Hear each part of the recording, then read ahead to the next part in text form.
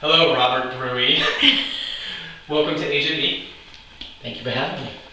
So, you're Robert Bruey. You're a singer, songwriter. You reside on the east end of Long Island. You have a new album out that's very good. Thank you. You're welcome. I met you. Well, I know you because your wife Dana took my yoga class a long time ago, and then we started doing some dance workshops through her library. Mm-hmm. And it was last summer when she said, "Oh, I've heard you on the radio," because we have a mutual friend, Bonnie Grice, Mm-hmm. who plays both of our things, both of our music, both of our songs. And she said, "Oh, my husband's a musician." I'm like, "Oh, who's your husband?" And she's like, "Robert Bruey."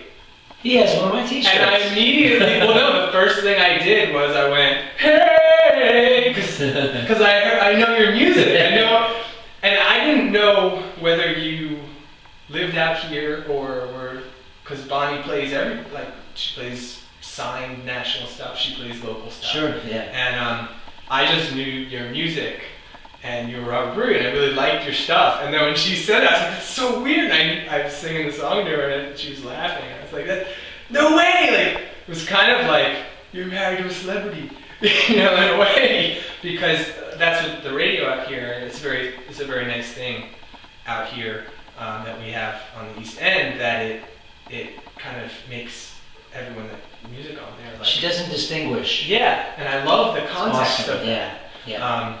So I got to meet you last 4th of July at the library, and it was cool to meet you and then talk to you in person. And now since we've become friends, we talk online. And I went to your show last week, right? Yeah, almost like a week and a half ago.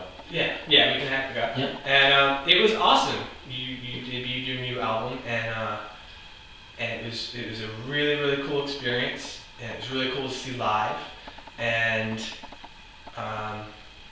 it was a very powerful concert. And what was coolest to me was that the music live sounded the way the recordings do, and vice versa. That's a compliment. Thank you. Yeah. So, yeah. Is that something that you care about? That it sounds. Yeah, you want to be authentic. Yeah. If you can't really bring to the table what you're putting out there, what's the point? It's important to be able to give on a stage what you've recorded, and right. Sometimes I might not have the drummer, or I might not have the cello player, but the music itself is what it is, with me at least. Right. And so the vocals, like your vocals pretty much sound identical. Hmm. And I always think that's awesome and impressive when the vocals sound similar or the same. Yeah. Because I like personally as a music fan, if I have an album and I like it, I want to hear it that way. And I know a lot of musicians kind of type to change their music when it's live, or they get bored of it or something. But I think for the fans, like, they kind of want to hear what it sounds like and the melody the same, and things like that. And that's what was really cool for me, because I had been hearing it on the radio and I'd been listening and stuff, and then to hear it live, it was really cool. Yeah. And obviously when it's live, you get, it might feel different, or the energy of it might be better, or whatever. But what you just said, the authenticity of it Mm-hmm. was the same. And I think that's what I like, and what I gravitate towards you is, and meeting you now is there's a very authentic, you're a very authentic person. So Thank you. It comes through. So is that something you work hard at? Or I don't think you should have to work that hard for that. Right. I think it's probably harder to be fake. Yeah. Because then you got to keep notes. Exactly. If you can just be yourself. Well, did I do this back then? Right. I'm too old to play. I just want to be me. Well, you say you're too old, but you came to music late. Sure. You started late. Yeah. And that's I'm younger than you, but I've always felt like I came to music late, because I wasn't a musician growing up. I grew up, I played piano, I took lessons, but my brother was a musician, he's always been, and I was the athlete. And I got into music and stuff in college, and everyone I know was like, "Dude, you can't, that's crazy, I have people sit me down and say, listen, this music thing, you gotta stop. You're too old to start. And this is at like 21 years old. Right. And, I basically was like, no, I'm not, shut up, and that's it. But did you experience that? Did you feel like that? Or like, how did you feel? You just knew you had to do it? Or I was just going curious. by how I felt. I felt the need to express myself. I wasn't necessarily saying, oh, I'm going to start a new career path. Right. It was more, this is how I feel. I need to be able to put it out there somehow or another at any level. It wasn't like, okay, I want to be, a nationally known act or anything like that. It was a matter of, I needed to express myself, and I think that's more important than anything. And it just so happens that I'm able to, to do things with it that allow me to have the lifestyle that I have right now. So it's not anything that I planned out. It's just kind of like following your heart more than anything. Yeah. Well, a lot of music's about that, it seems. Yeah. And so your music seems to be very driven by passion, and almost like you could tell that there's this need to do it, like you were just saying. And what I thought was cool was at your show, you were talking about in between, like, you're giving these little, like, deep thoughts by Robert Jack Bruey. Handy. Yeah, exactly. Exactly. But it was cool because you just say something like, sometimes you have to go, and then you start your song. Or sometimes you have to stay. It's like with whatever the song. But what's so cool, and it comes back to the authentic kind of thing, is talking to you more and more too. But even before I talk to you that much, you seem like very, very honest with your music, and it seems like it comes across that it's something you have to do and you have to put out there. And so was it like, when you knew that, was it weird, or was it just you just knew so you did it, or? It was a relief. Okay. Because it felt like I finally found something that made me not feel the need to search. Like, this is, I found this. Right. This is what I need to do. I need to be able to express myself through music and the things that I've experienced in my life that I need to explain. Whether it's for me or for someone else to learn from, for me it's irrelevant. It's just, I think people in general need to express. They need to put out their feelings, whether it be like you painting or you dancing or me playing the guitar or singing. It's important for us, for whatever reason, hopefully it's an authentic reason, like you said, to get ourselves out there, to leave something to be, that's said, that's honest and it's real. And I had searched a long time for that, and maybe I'm not, playing all over the country or anything, but I like what I'm doing right here on Long Island right now. If it goes farther, that's great, but I'm enjoying every moment of this because it feels, like you said, real.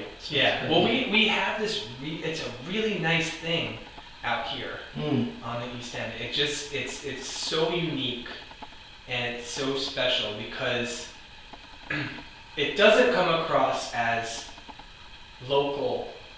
No, definitely in a bad not. way. Like, I always had this negative connotation about the word local. Stigmatism to it, And I don't have it anymore because once we moved out here, especially, and we really are immersed in it, it's geographically local, but it's world class in my opinion. It's as good as anything else. And again, we have a radio station in 88.3 that they play it in that context where you don't know. I didn't know Robert Bruey lived on the North Fork.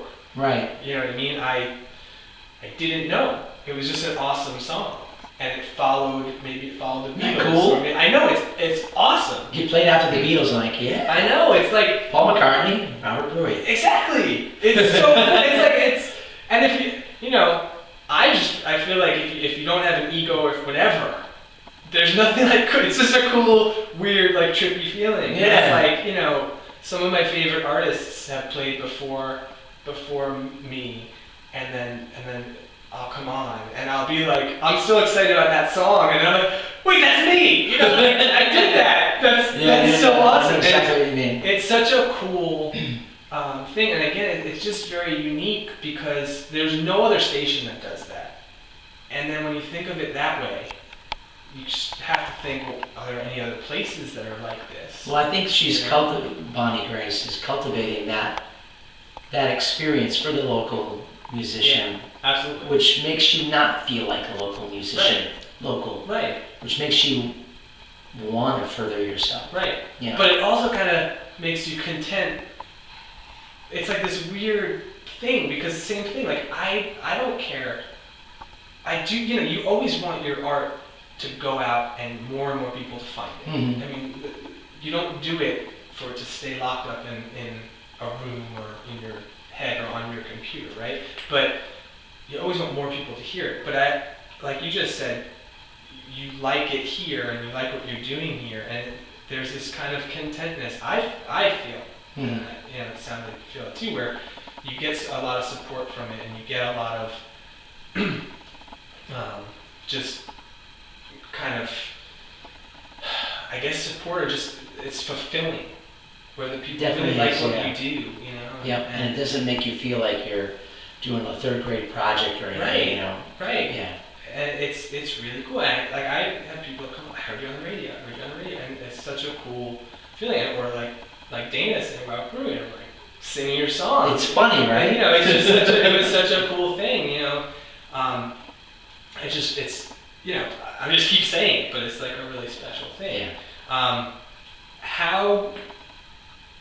So like from your first album to your second album to your third album, how much have you changed? How much has your process changed? How much has the way you create changed? All of that. Is it changed or is it?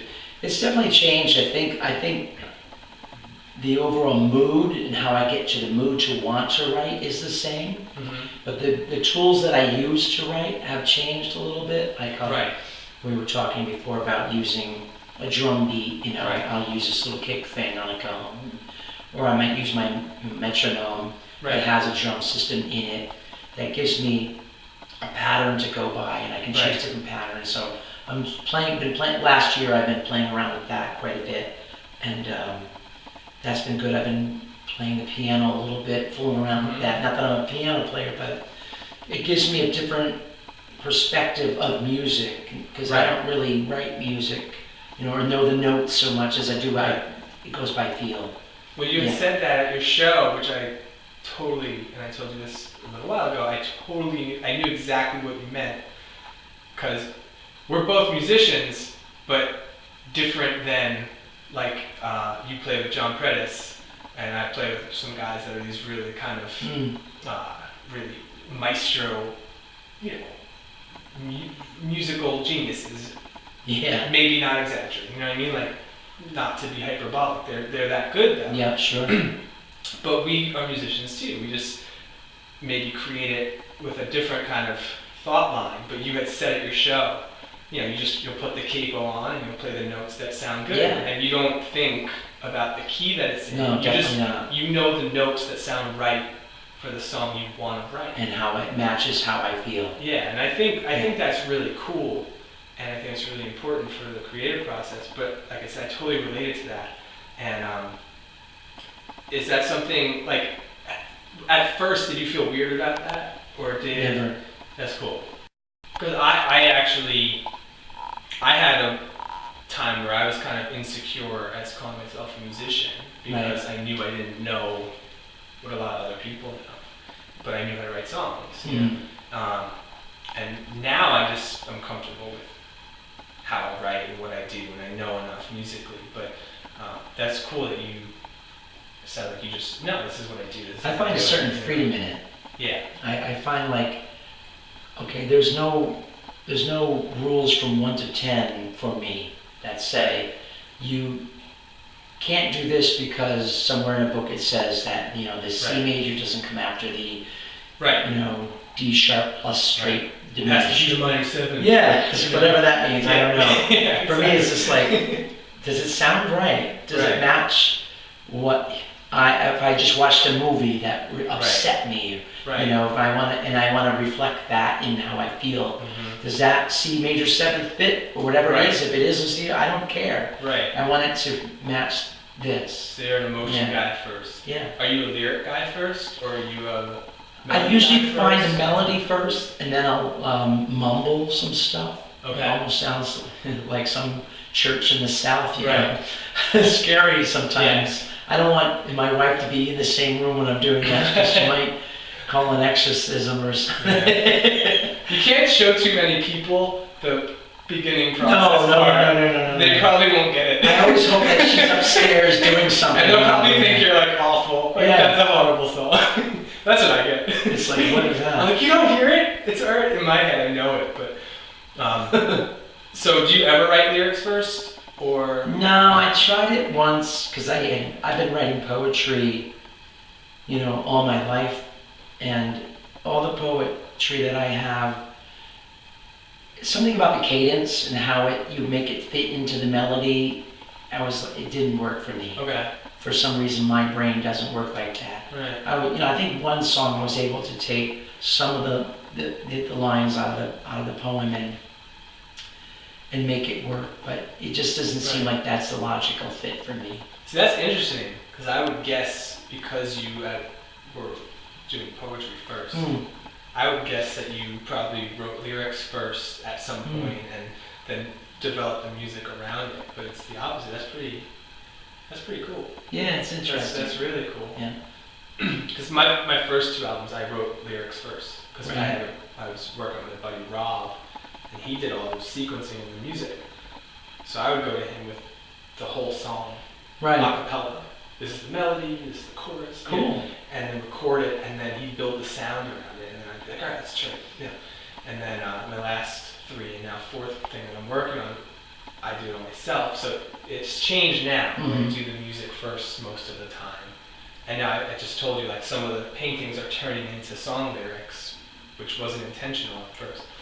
So I was expecting the opposite answer. Yeah. I totally was. It's a melodic system, and that works for me, but different. And I think because I wrote so much poetry over the years, and I'm able to kind of cut and paste in my head to make it fit. That makes sense. And it's not coming from those old poems. It's just that it kind of melodically I can make it work where I can chop a word off. Okay, now it fits better. Yeah. And I might write something down, and then try and piece it together. To make it rhyme. Sometimes not rhyme. But, right. Yeah. That makes a whole lot of sense.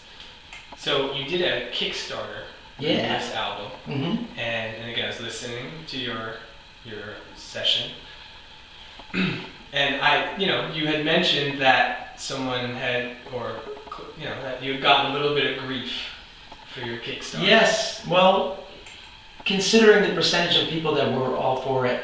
But you reached your goal, and that was awesome. It was a good learning experience for that person, for that person to do what he did and talk to me the way that he did. Not nasty or anything, but just, in a negative fashion. It was a learning experience for me. How did I handle him saying that? So it didn't bother me all that much as I thought it would have. Yeah, no, and the way you explained on the radio too, it was great, and it comes with the territory type of thing anyway. But it's again, it's like people kind of misunderstand. I feel like though, like they might even think, oh, you're on the radio, why do you need my money, or something. And it's like you had said, one, you weren't just asking people for their money without returning their investment by giving them something physical, a physical good. 2, you were asking people that you know, and maybe people that you know who know people, to want to be a part of it. And you had said the way to get funding, the way to you have to crowdsource. It's the way to do it as an artist, because music is invaluable, but it's also really hard to make actual money from it. So you need to figure out how, and you need people's help. But you're giving them something. You're getting the end that product they hopefully want. Yeah. So it's I could see with online stuff, people are like people are way too sensitive, in my opinion, with online, and why are you in my space asking me for money, like something like along those lines. But it's the tool that we have right now that is the only tool we can use to really reach anyone. That's a very good point. So it's like social media is a and great most people tool. don't mind that Facebook is making advertising revenue on the side of you when they're looking at their feed, and they don't care that when they watch TV, it's paid for. The commercials, you're getting advertised to it every area. But as soon as like an independent person wants to do it on their own, says, "Hey, want to be a part of this," and in return you get the end You're product. asking, you're not, and I think a lot of it is approach. I was very careful to not be in people's faces, especially, they, like on Kickstarter, you do these things called updates where you let people know what's going on. And I was very careful to not do that a lot, to make sure that I didn't inundate, my friends on Facebook or my email list or anything like that.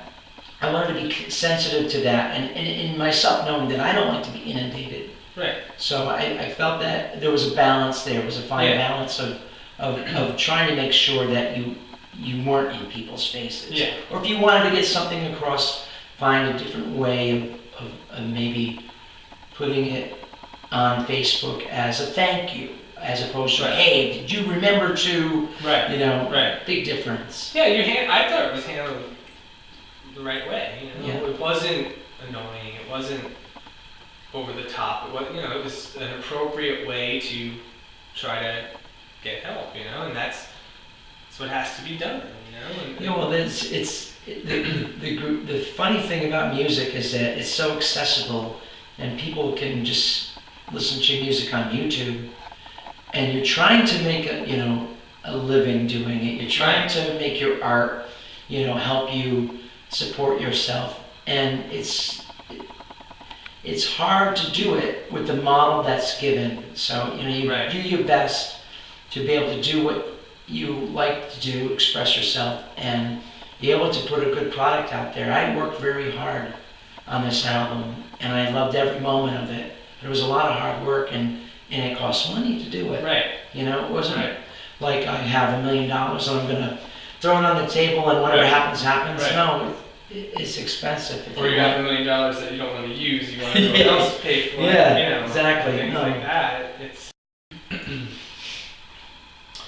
So I think the interesting thing with music is that it's invaluable with how much of an impact it can have and how much it affects people.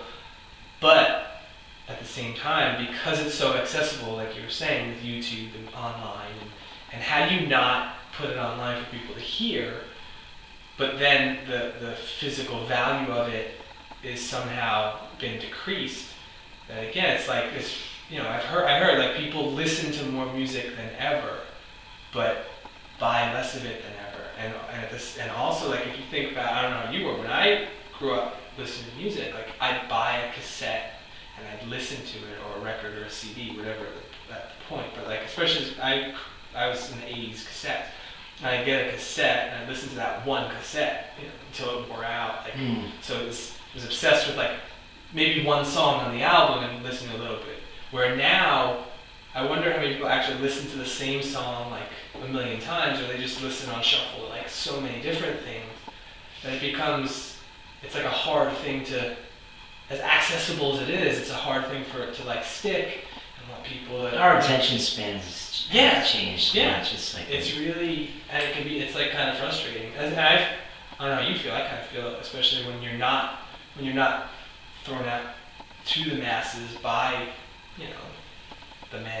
by like the corporations or something where it's in your face.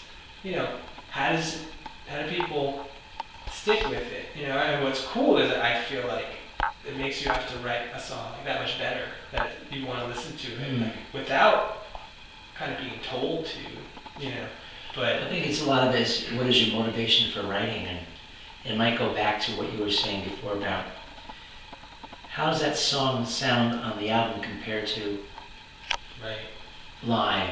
and what is the attraction of people actually wanting to come and see you play? Right. You know, Right.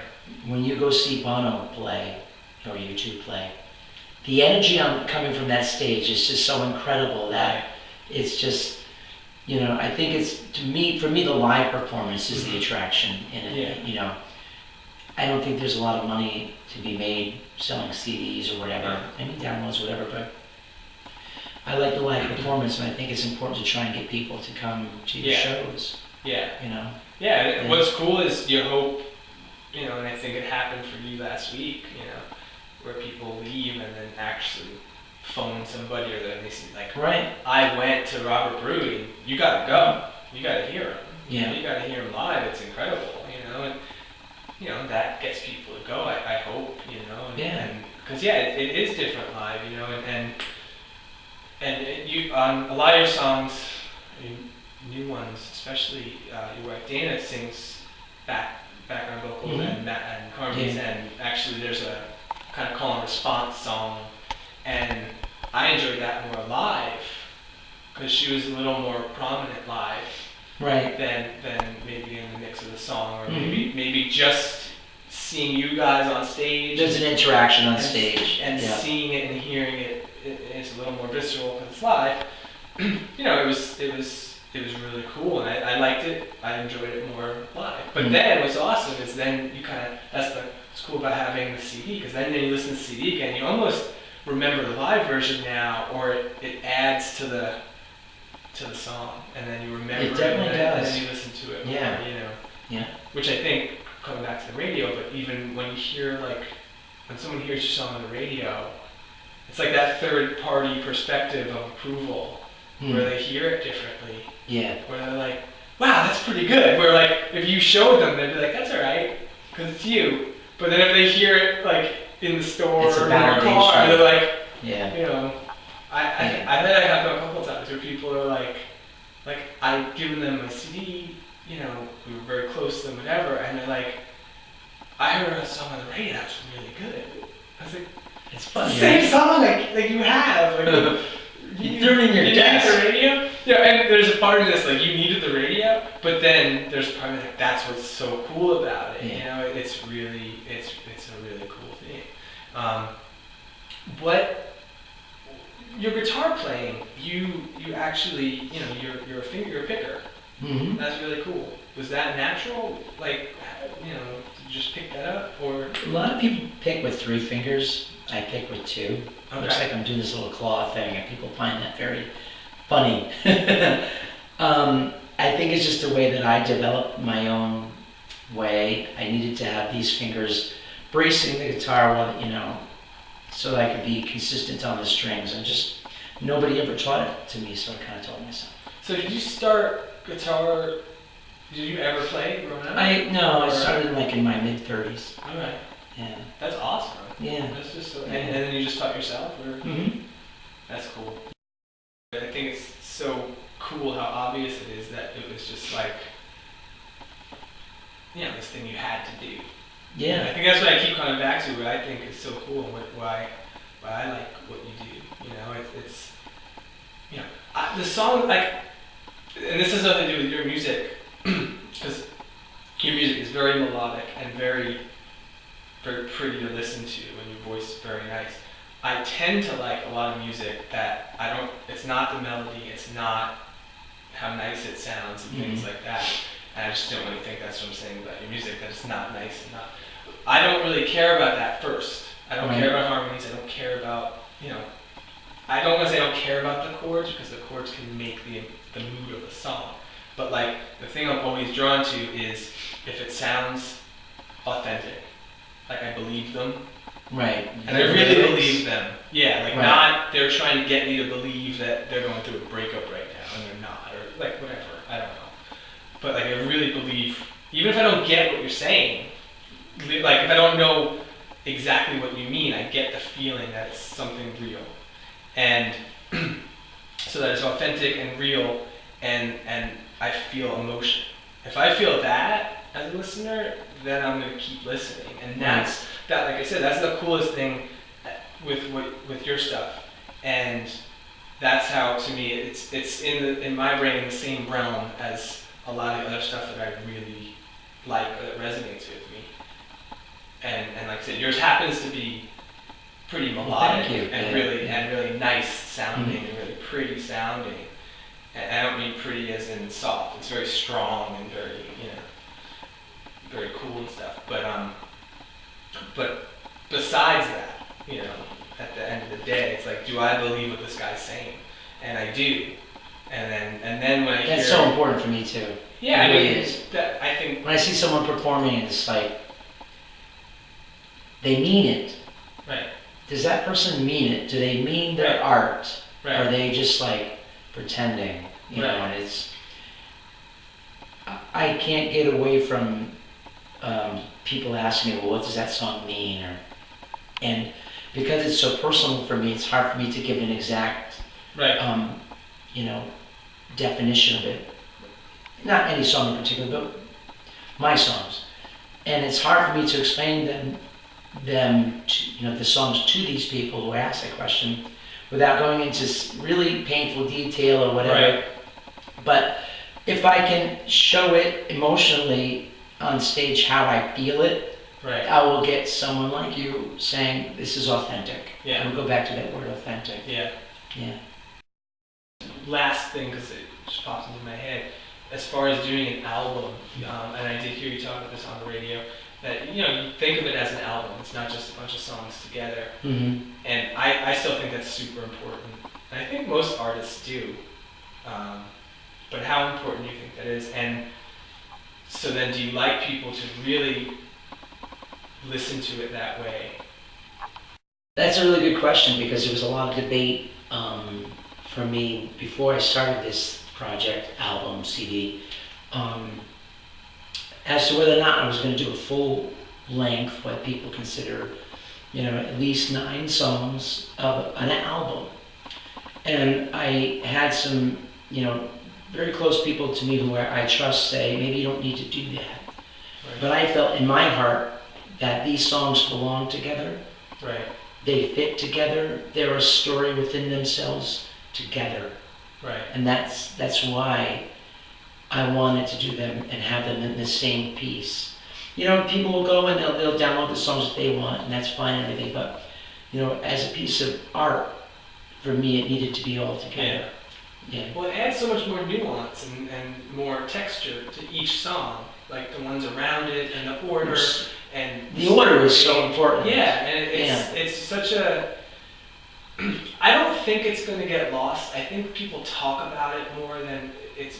Because I think ultimately people really do want to hear it, even if they don't realize it, because it's not being fed to them that way. But I really think that people subconsciously know that that's the way you're supposed to listen to it. Because even, we deal with kids all the time, and, kids listen to my music a lot. And when I give a kid a physical CD, they stare at it, they open it, they look at the way I did as a kid, the way you did as a kid. I love that. They still do it, and no one's telling them to do that. There's just something about it being tangible. Mm-hmm. And if they put it in a player, they're gonna listen to it, and they're gonna be like, this is supposed to play this song, this song, this song, this song. Yeah. And then, then they might still listen to it on their iPod and stuff, but it definitely dilutes it. I think for any artist, it does for me. It dilutes.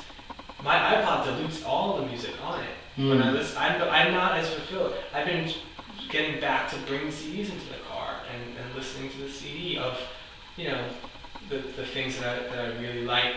Because when I listen to an iPod, there's something about it that's just, when I'm actually listening to music, it's just nice to have it if I want to hear a song quick. We spent a lot of time figuring out the order of this album, and it was a painstaking thing that we did for a few days, putting things in order, changing, the order and stuff, and how does this one relate to the next one? How does it make you feel when you go from a slow song to a fast song? Right. And what are the stronger songs? Does this one need help from this? Right. So it's a cool thing, and if you do it right, you can make someone say, I know what's next. Right. I know what I want to have next. Right. And on an iPad, if it's not next, you're like, what happened? Yeah. Yeah. That's not right. That's not right. Yeah. Yeah. Yeah. It's such a cool it's a cool science experiment in reality, just to see, but so far your science experiment's working. So we're getting there. pretty Yeah. awesome. Yeah. But, we haven't blown anything up yet. yeah. No. I mean, so robertbruey.com, right? Yes. That's the website. Yeah. People can get your album. And so what you're gonna run with this album for a while, right? That's what you're gonna do?